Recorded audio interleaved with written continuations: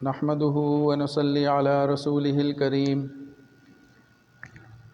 أما بعد فأعوذ بالله من الشيطان الرجيم بسم الله الرحمن الرحيم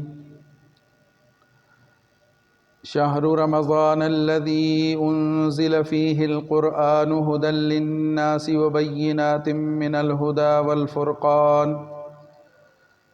فمن شهد منكم الشهر فليصمه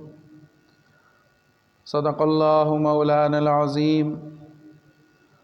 سبحان ربك رب العزة عما يصفون وسلام على المرسلين والحمد لله رب العالمین۔ میرے انتہائی واجب الاحترام معزز سامعین کرام، شعبان المعظم کا مہینہ اختتام کے قریب ہے۔ آج شعبان کی 29 تاریخ ہے۔ مغرب کے بعد یا ایک دن کے بعد نیا چاند ہو جائے گا، رمضان المبارک شروع ہو جائے گا۔ تو اللہ تعالیٰ کا بڑا کرم ہے، اللہ کا بڑا فضل ہوا کہ اللہ تعالیٰ نے ہمیں بخیر و عافیت رجب اور شعبان کا مہینہ نصیب فرمایا، اور صحت و عافیت اور سلامتی کے ساتھ انشاءاللہ اللہ رب العزت ہمیں رمضان کا مبارک اور بابرکت مہینہ بھی نصیب فرمائیں گے۔ حضرت عبادہ بن صامت رضی اللہ تعالیٰ عنہ ارشاد فرماتے ہیں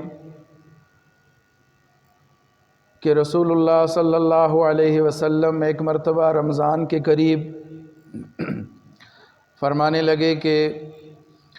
رمضان المبارک قریب آ گیا ہے اور یہ بڑا برکت والا مہینہ ہے۔ اللہ رب العزت کی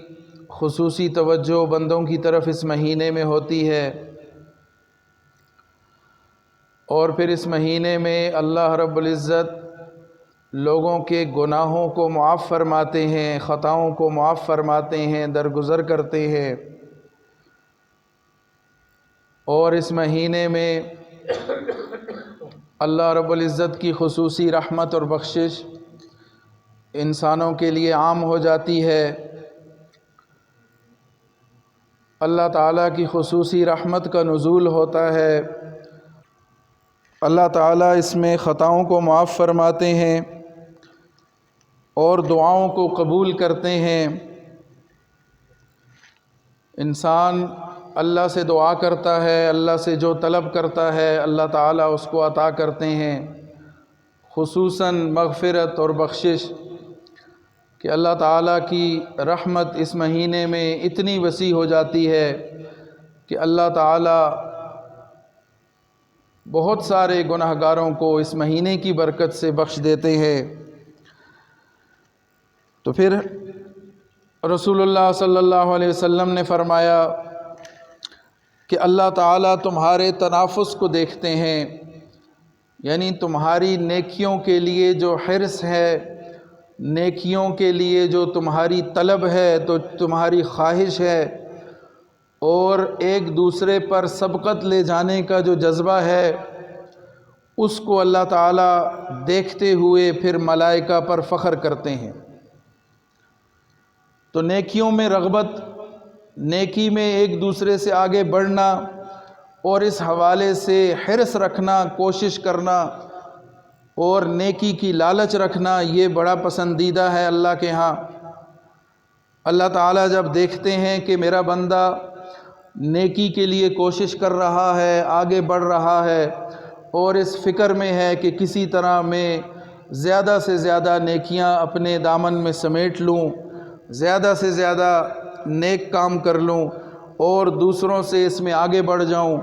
اور اللہ کے ہاں زیادہ مقام پالوں، تو یہ تنافس، یہ حرص اور یہ نیکیوں کی لالچ جب اللہ رب العزت بندوں میں دیکھتے ہیں تو پھر اس پر اللہ تعالیٰ ملائکہ پر فخر فرماتے ہیں۔ ملائکہ کے سامنے اللہ رب العزت فخر فرماتے ہیں، اس لیے کہ ملائکہ ہی نے انسان کی پیدائش کے وقت یہ گزارش کی تھی کہ اے اللہ ہم آپ کی عبادت کے لیے کافی ہیں، یہ انسان دنیا میں جا کر فساد کرے گا، یہ انسان دنیا میں جا کر خون خرابہ کرے گا،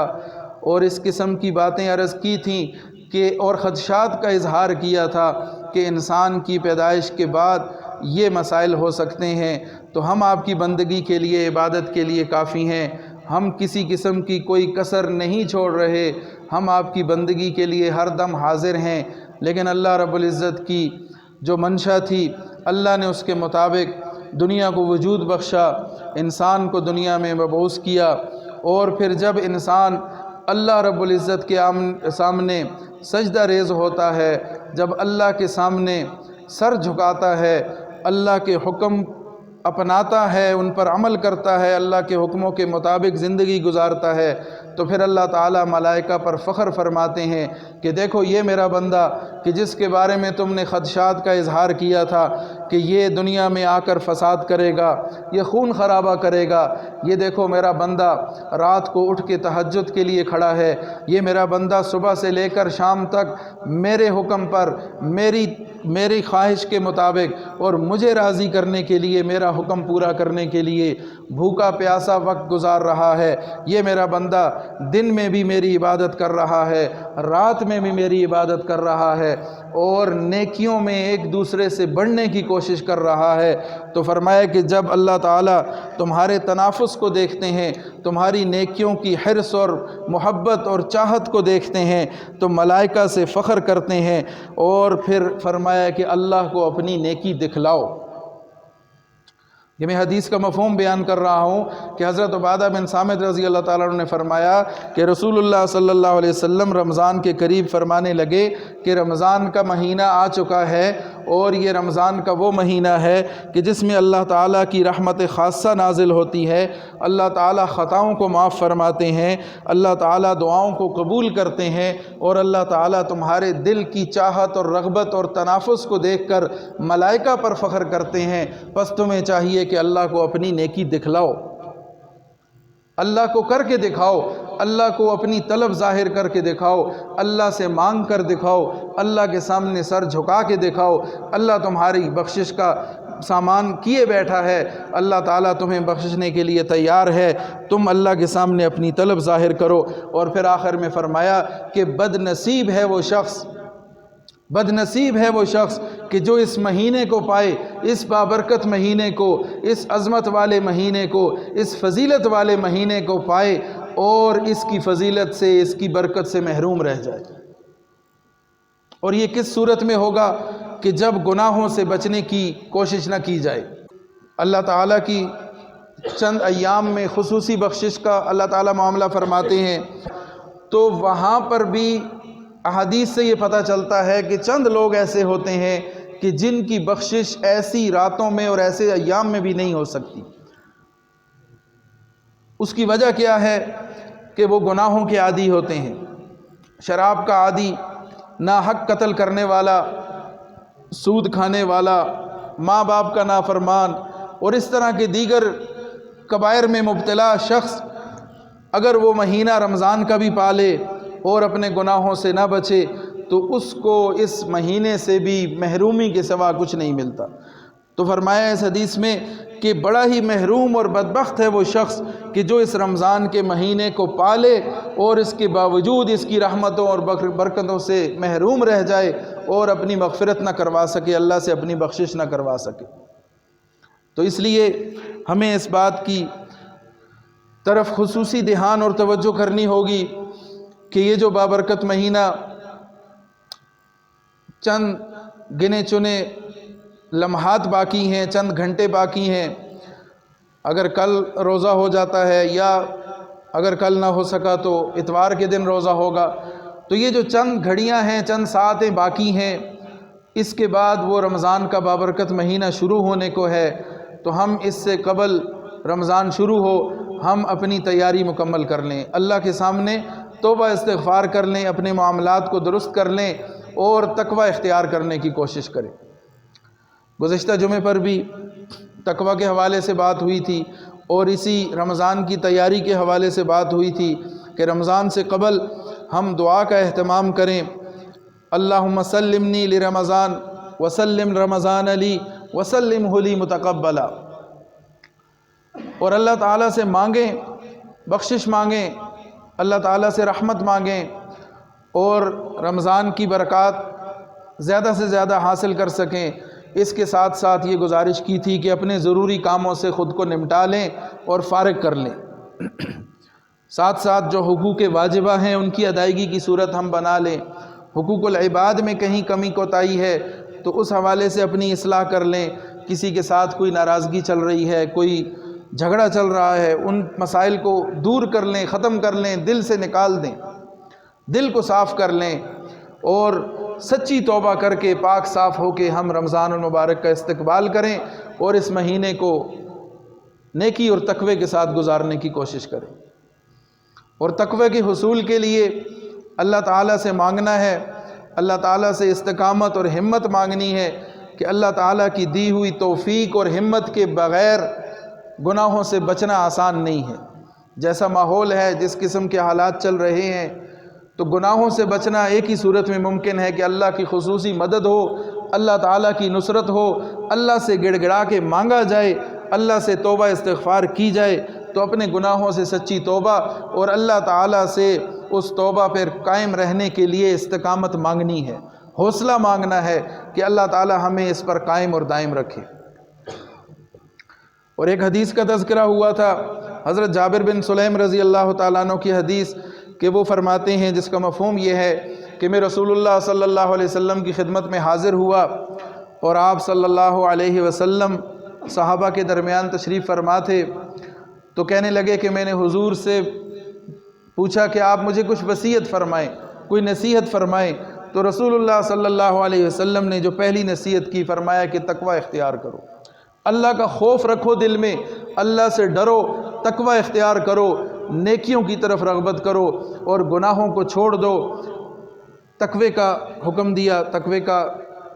کی ترغیب دی، اللہ سے ڈرو۔ اس پر چند گزارشات ہو چکی۔ دوسری جو نصیحت فرمائی رسول اللہ صلی اللہ علیہ وسلم نے کہ کسی نیکی کو حقیر جان کر چھوڑو مت۔ یہ رسول اللہ صلی اللہ علیہ وسلم کے کمالات میں سے ہے۔ اللہ تعالیٰ نے آپ کو جامع کلمات عطا فرمائے، اور آپ صلی اللہ علیہ وسلم نے شیطان کی طرف سے کیے جانے والے ہر وار کا پہلے سے سدباب کر دیا، اس لیے کہ شیطان بڑے طریقے سے اس حوالے سے انسان کو ورغلاتا ہے، غلط رخ پہ ڈال دیتا ہے کہ معمولی نیکیاں ہم سے چھڑوا دیتا ہے۔ انسان کسی نیکی کا ارادہ کرتا ہے تو شیطان بات یہ ذہن میں ڈالتا ہے کہ تم نماز نہیں پڑھتے، تم فلاں کام نہیں کرتے، اور کون سے تم نے اچھے کام کیے کہ تم یہ چھوٹا سا کام کرنے کے لیے ابھی خواہش رکھ رہے ہو، چھوڑو اس کو، پہلے کسی بڑی نیکی کو کرو، پہلے نماز تو پڑھ لو، پہلے فلاں کام کر لو، پہلے فلاں کام کر لو، اس کے بعد دیکھ لینا پھر نیکی، یہ چھوٹی چھوٹی نیکیاں کیا کرنی ہے۔ اس قسم کے خیالات وسوسے ڈال کر شیطان ہمیں نیکیوں سے دور کر دیتا ہے۔ تو فرمایا کہ کسی نیکی کو حقیر جان کے، چھوٹا سمجھ کے چھوڑو مت۔ اور پھر یہ جو نیکی چھوٹی یا بڑی، یہ بھی ظاہری اعتبار سے سمجھنے کے لیے ہے، ورنہ اللہ کے ہاں نیکیوں کا جو معیار ہے وہ نیکی کے چھوٹا ہونے یا بڑا ہونے سے نہیں ہے۔ اللہ تعالیٰ انسان کے تقوی کو دیکھتے ہیں، اللہ تعالیٰ انسان کی نیت سے واقف ہیں، اللہ تعالیٰ اخلاص کو دیکھتے ہیں، اس کی شوق اور رغبت کو دیکھتے ہیں، اور اس کے مطابق اس کی نیکی کو قبولیت عطا فرماتے ہیں۔ تو اللہ کے ہاں قبولیت شرط ہے، اللہ کے ہاں نیکی کا بڑا چھوٹا ہونا کوئی معنی نہیں رکھتا۔ بعض اوقات اللہ تعالیٰ بظاہر کسی چھوٹی سی نیکی پر انسان کی بخشش کا فیصلہ فرما دیتے ہیں، اور بعض اوقات کسی بڑے سے بڑا نیک کام بھی کسی وجہ سے اللہ تعالیٰ کے ہاں وہ مردود ٹھہرتا ہے۔ حدیث کا مفہوم ہے کہ ایک شخص، کسی سابقہ اقوام میں ایک شخص تھا، گناہگار شخص تھا، فاسق فاجر تھا۔ راہ چلتے ہوئے راستے میں ایک کنواں دیکھا اس نے، پیاس کی شدت اسے ستا رہی تھی۔ وہ کنویں میں اترا، پانی پیا، اور جب باہر آیا تو وہاں پر اس نے دیکھا کہ قریب میں ایک کتا پیاس سے مجبور ہے، بلک رہا ہے، اس کی زبان باہر نکلی ہوئی ہے۔ تو اس کے دل میں خیال آیا کہ یہ بھی اللہ کی مخلوق ہے، اسے بھی پیاس لگی ہے اور اس کی بھی ضرورت ہے پانی کا پینا۔ تو اس نے دوبارہ، اس کے پاس کوئی برتن نہیں تھا، کوئی چیز نہیں تھی، کوئی ڈول، کوئی رسی، کوئی برتن، کچھ بھی نہ تھا۔ تو وہ دوبارہ شخص کنویں میں اترا اور اپنے جوتے، جو چمڑے کے موزے اس نے پہن رکھے تھے، ان جوتوں میں اس نے پانی لیا اور باہر آ کر پھر اس نے اس کتے کو پانی پلایا اور اس کی پیاس بجھائی۔ تو اللہ رب العزت نے اس کے اس عمل پر اس کی بخشش کر دی۔ تو بعض اوقات نیکی بظاہر بہت معمولی دکھتی ہے، لیکن اللہ کے ہاں اس کا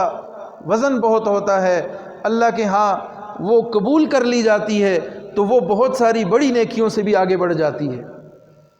اسی طرح ایک بزرگ کا واقعہ لکھا ہے کہ بڑے محدث تھے، بہت بڑے عالم تھے، مفسر تھے، بڑی دین کی خدمت کی انہوں نے۔ جب دنیا سے رخصت ہو گئے تو کسی نے انہیں خواب میں دیکھا اور پوچھا کہ حضرت کیا بنا، آپ کے ساتھ کیا معاملہ ہوا؟ تو انہوں نے خواب میں یہ کہا کہ ہم تو یہ سمجھتے تھے کہ ہمارے بڑے نیک اعمال ہیں، ہم نے بڑی دین کی خدمت کی ہے اور ساری زندگی دین کو پڑھایا ہے، دین کے لیے خود کو وقف کیا ہے، تو یہ نیکیاں ہمارے کام آئیں گی۔ لیکن جو نیکی ہمارے کام آئی وہ تو بہت ہی معمولی سی نیکی تھی، اس کی بنا پر اللہ نے ہمیں بخش دیا، باقی یہ سارے کام ایک ہی طرف رہ گئے۔ اور وہ نیکی کیا تھی کہ ایک دن میں کوئی حدیث کا کام کر رہا تھا، لکھ رہا تھا، قلم میں نے سیاہی میں ڈبو کے جب نکالا تو ایک مکھی آ کر اس قلم پر بیٹھ گئی اور وہ سیاہی کو پینے لگی۔ تو میں نے وہیں پر قلم روک دیا اور اس مکھی کو اس کی پیاس بجھنے دی۔ میرا یہ عمل اللہ کو اتنا پسند آیا کہ اللہ تعالیٰ نے اس کی بدولت مجھے بخشش کا میرا فیصلہ کر دیا۔ تو حضور صلی اللہ علیہ وسلم نے کیا فرمایا؟ حضرت جابر بن سلیم رضی اللہ تعالیٰ عنہ سے جو دوسری نصیحت فرمائی کہ کسی نیکی کو حقیر جان کر چھوڑو مت۔ اور پھر چھوٹی چھوٹی معمولی نظر آنے والی نیکیاں یہ بڑی نیکیوں کا اس کے لیے ایک پیش خیمہ ثابت ہوتی ہیں۔ جب انسان چھوٹے کام کرتا ہے، چھوٹی نیکیاں کرتا ہے، تو اللہ تعالیٰ پھر بڑے کاموں کی اور بڑی نیکیوں کی بھی توفیق عطا فرما دیتے ہیں۔ تو کسی بھی نیکی کو چھوٹا سمجھ کر، حقیر جان کر چھوڑنا مت۔ اور پھر آگے اس کی تشریح بھی فرمائی کہ اگر کوئی شخص مثال کے طور پہ آپ سے پانی مانگتا ہے، پیاس اسے لگی ہے، آپ کے پاس پانی ہے، آپ اپنے ڈول میں سے اس کے برتن میں ایک قطرہ بھی ٹپکا دیتے ہیں، چند گھونٹ اسے دے دیتے ہیں، تو اس میں بھی کمی نہ کرنا، اس کو چھوٹا سمجھ کے مت چھوڑنا کہ میرے پاس تو پانی بچا نہیں، اب میں اسے کیا دوں گا۔ چاہے ایک قطرہ ہی آپ نے اس کو ڈال کے دے دیا، آپ کی نیت اللہ دیکھے گا۔ آپ اس چھوٹی سی نیکی کو بھی کرتے ہوئے مت چھوڑنا۔ اور اسی طرح فرمایا کہ اپنے مسلمان بھائی سے جب ملنا تو خندہ پیشانی سے ملنا، مسکرا کے ملنا، ہنس کے ملنا، یہ بھی بظاہر ایک معمولی سا کام ہے، لیکن اس نیکی کو بھی چھوٹا مت سمجھنا۔ اور تیسری نصیحت یہ فرمائی کہ کسی کو گالی مت دینا۔ تو وہ صحابی فرماتے ہیں کہ جب رسول اللہ صلی اللہ علیہ وسلم کی یہ نصیحت میں نے سنی تو اس کے بعد زندگی بھر میں نے نہ کسی انسان کو، نہ کسی جانور کو، نہ کسی بکری کو، نہ کسی اونٹ کو کبھی گالی نہ دی۔ ایسا رسول اللہ صلی اللہ علیہ وسلم کی باتوں کا انہوں نے اثر لیا کہ ہمیشہ کے لیے گالی دینا ترک کر دیا۔ آج ہم اپنے اعمال کو دیکھ لیں، اپنے گفتگو کو دیکھ لیں کہ کس طرح ہماری گفتگو میں گالی ہماری گفتگو کا حصہ بن چکی ہے، اور ہم بات بات پر بلا وجہ گالی دے کر اللہ کے ہاں گناہگار ہو رہے ہوتے ہیں۔ تو گالی سے بچنا ہے۔ رسول اللہ صلی اللہ علیہ وسلم نے فرمایا کہ کبھی کسی کو گالی مت دینا، اور گالی دینا یہ منافقین کی نشانی ایک حدیث میں رسول اللہ صلی اللہ علیہ وسلم نے فرمایا۔ دیگر نشانیوں کے ساتھ ایک یہ نشانی بھی ارشاد فرمائی کہ جب اس کا جھگڑا ہوتا ہے تو وہ گالم گلوچ پہ اتر آتا ہے۔ منافق کی نشانیوں میں سے ایک نشانی یہ بھی ہے کہ جب وہ کسی کے ساتھ تلخی ہو جائے، معاملہ گرم ہو جائے، تو پھر وہ گالم گلوچ پہ اتر آتا ہے۔ تو آج ہم دیکھ لیں اپنا رویہ کہ شاید ہی ہم میں سے کوئی ایسا خوش نصیب ہوگا کہ جو غصے کی حالت میں کسی جھگڑے کے موقع پر گالی نہ دیتا ہو۔ ہماری تو بات شروع بھی گالی سے ہوتی ہے، ختم بھی گالی پہ ہوتی ہے۔ اللہ تعالی ہماری اصلاح فرمائے، اللہ تعالی ہمیں گالم گلوچ سے اور اس قسم کی بیہودہ کلمات سے اللہ تعالی ہماری حفاظت فرمائے۔ تو رسول اللہ صلی اللہ علیہ وسلم نے ارشاد فرمایا کہ گالم گلوچ سے بچو، اور اس کے ساتھ ساتھ ارشاد فرمایا کہ تکبر نہ کرنا۔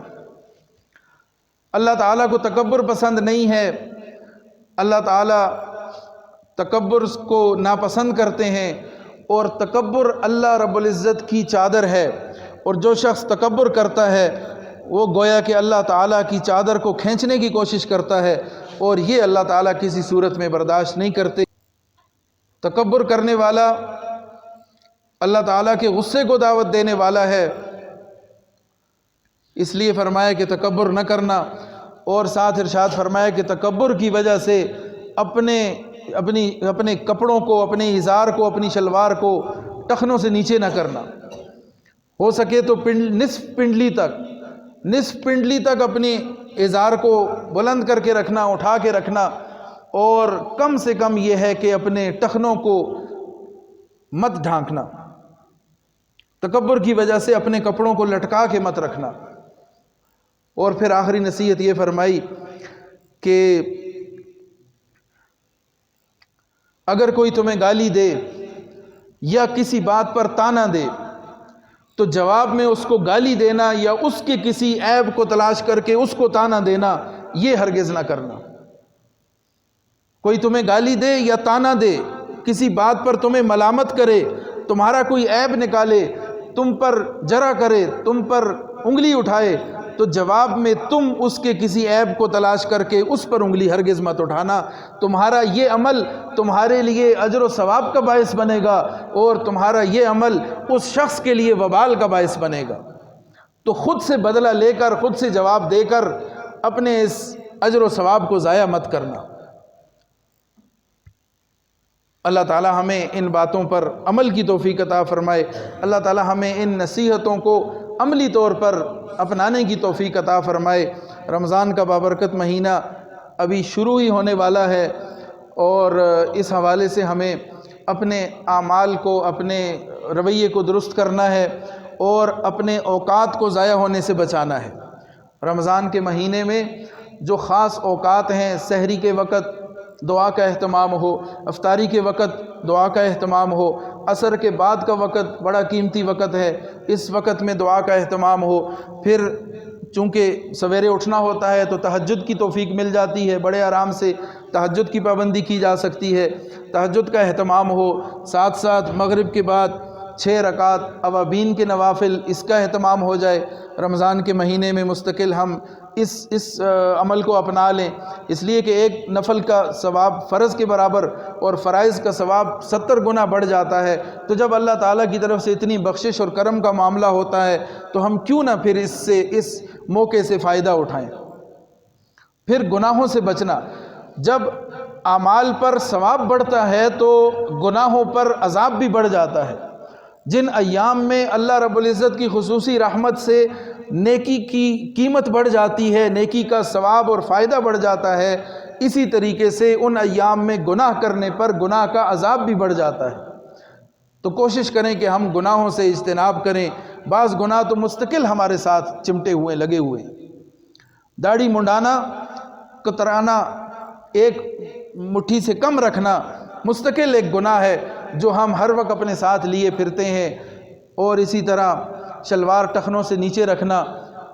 یہ ایک مستقل گناہ ہے، اور بات چیت میں احتیاط نہ کرنا، گالم گلوچ اختیار کرنا یہ مستقل گناہ ہے۔ تو اس قسم کے گناہوں سے اجتناب کرنا ہے۔ پھر مسجد میں آ کے دنیا کی باتیں کرنا یہ بھی گناہ کا کام ہے، اس سے بھی بچنا ہے۔ دین کی نسبت سے انسان عبادت کے لیے آتا ہے مسجد میں، تو مسجد میں آ کر دنیا کی باتیں کرنا اس سے بھی اجتناب کرنے کی کوشش کرنی ہے۔ پھر ایک اور اہم بات کہ جس کی طرف توجہ دلانا ضروری ہے وہ یہ ہے کہ رمضان کے شروع ہوتے ہی جو ہم دیکھتے ہیں ایک فوری طور پر ایک تبدیلی سی آ جاتی ہے، اور اچھی تبدیلی آتی ہے۔ الحمدللہ لوگ بڑی تیزی سے مسجد کی طرف آتے ہیں اور اہتمام کرتے ہیں نماز کا، روزے کا، اچھی بات ہے۔ اللہ تعالی ہم سب کو توفیق دیں، خوب اہتمام کے ساتھ ہم نماز کی طرف آئیں، مسجد کی طرف آئیں، نیکی اور تقوی اختیار کریں۔ تو ہم نے کھلے دل کے ساتھ اور بڑے دل کے ساتھ سب کو خوش آمدید کہنا ہے، سب کو ویلکم کرنا ہے، تاکہ سب آئیں اور اللہ کے حضور اپنی عبادت کر سکیں، اللہ کے ساتھ مناجات کر سکیں، اللہ سے اپنے گناہوں کو بخشوا سکیں۔ تو دونوں طبقوں کو ایک دوسرے کا خیال رکھنا، دھیان رکھنا بہت ضروری ہے۔ دل کو بڑا رکھیں گے، وسعت رکھیں گے تو انشاءاللہ لوگ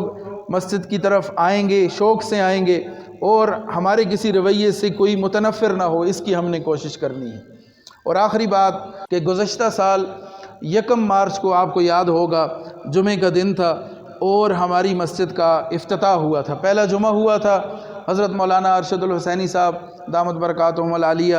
تشریف لائے تھے، انہوں نے جمعہ پڑھایا تھا اور اس جمعے کی نماز کے ساتھ ہی ہماری اس نئی مسجد کا افتتاح ہوا تھا۔ تو آج 28 فروری ہے، کل 1 مارچ ہے، گویا 1 سال مکمل ہو گیا۔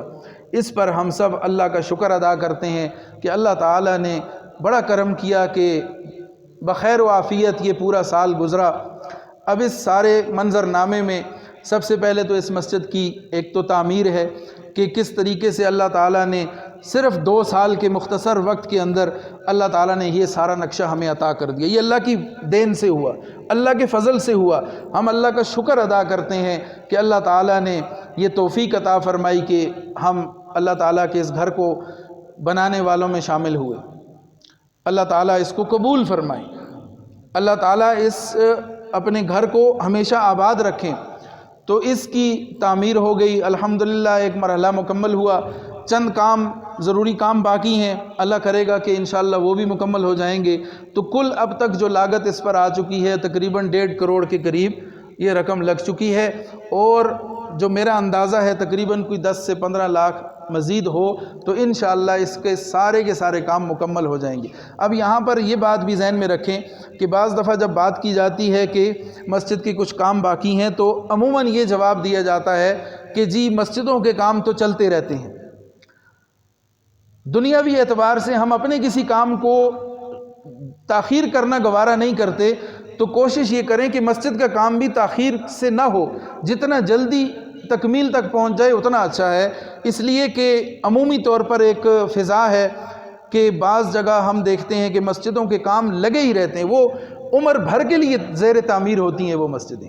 تو یہ رویہ ہم نہ رکھیں، یہ کوشش ہم یہ کریں کہ ہماری مسجد، ہمارا جو ضروری کام ہے وہ ہم جتنا جلدی مکمل ہو سکیں ان کو مکمل کریں، اور پھر اس تعمیر کے علاوہ جو اندر اس کے اعمال ہیں، اصل تو اعمال ہیں، ان اعمال کی بھی اللہ تعالیٰ سے ہم نے استقامت مانگنی ہے کہ اللہ تعالیٰ مستقل مزاجی کے ساتھ اور ایک روٹین کے ساتھ یہ کام چلتے رہیں۔ فجر کی نماز کے بعد الحمدللہ مستقل تعلیم ہوتی ہے، پھر اسی طرح عصر کے بعد فضائل اعمال سے تعلیم ہوتی ہے، پھر مغرب کے بعد ہفتے میں 3 دن درس قرآن ہوتا ہے، اور یہ شروع ہوا تھا مئی کے مہینے میں، اور گزشتہ دن 1-2 دن قبل 3 پارے الحمدللہ مکمل ہو گئے۔ تو انشاءاللہ رمضان کے بعد پھر اس سلسلے کو جاری کریں گے، اس لیے کہ رمضان میں ذرا یہ مینج کرنا اس کو مشکل ہو جاتا ہے۔ تو رمضان کے بعد انشاءاللہ درس قرآن دوبارہ شروع ہوگا، اور انشاءاللہ 4تھے پارے سے شروع ہوگا۔ اللہ تعالی ہمت اور زندگی توفیق عطا فرمائے کہ ہم ان کاموں کو جاری رکھ سکیں۔ پھر اس کے ساتھ ساتھ مہینے میں 1 مرتبہ مستورات کا بیان ہوتا ہے جمعے کے دن، اور آج بھی ہے انشاءاللہ 3 بجے مستورات کا بیان ہوگا۔ اور اس کے ساتھ ساتھ جو ناظرہ بچے پڑھنے آتے ہیں وہ عصر کے بعد، آج کل چھٹیاں ہیں تو سویرے آتے ہیں، ورنہ عصر کے بعد تو وہ بھی 40-45 کے قریب تعداد ہے ان کی۔ اس میں ایک گزارش آپ سے یہ ہے کہ بچوں کی حاضری مکمل نہیں ہوتی، آج بھی 45 میں سے صرف 16 بچے آئے، تو ان بچوں کو گھر سے بھیجنا، مسجد تک پہنچانا یہ والدین کی ذمہ داری ہے۔ اس میں کوشش کریں کہ سستی نہ ہو اور ہمارے بچے وقت پر آ جائیں، آ کر سبق پڑھیں گے، اپنا ناظرہ درست کریں گے، کچھ نیکی کی بات سن لیں گے، ان کے بھی رویے میں فرق آئے گا، انشاءاللہ بہتری آئے گی، اور اسی سے پورا ماحول بھی بدلے گا، اس میں بھی بہتری آئے گی۔ تو یہ ٹوٹے پھوٹے کچھ اعمال یہاں ہو رہے ہیں، اللہ سے دعا ہے کہ اللہ تعالیٰ ان کو جاری و ساری فرمائے، یہ ہمیشہ چلتے رہیں۔ مسجد تو بنا دی شب بھر میں ایمان کی حرارت والوں نے، من اپنا پرانا پاپی تھا، برسوں میں نمازی بن نہ سکا۔ یہ نہ ہو کہ مسجد اپنی جگہ موجود رہے اور وہ مسجد دیکھتی رہے نمازی کہاں ہیں، اور کہاں ہیں وہ لوگ کہ جو آ کر یہاں پر اللہ کے ساتھ اپنے معاملات کو درست کر سکیں، اللہ کی بندگی اختیار کر سکیں، نیکی اور تقوی اختیار کر سکیں۔ تو اس مسجد کو آباد کرنا بھی ہماری ذمہ داری ہے۔ اللہ تعالی ہمیں مسجد کے ساتھ سچا لگاؤ اور اسے آباد کرنے کی توفیق عطا فرمائے، اور اللہ تعالی اس مسجد کو دن دگنی رات چگنی ترقی عطا فرمائے۔ وآخر دعوانا ان الحمد للہ رب العالمین۔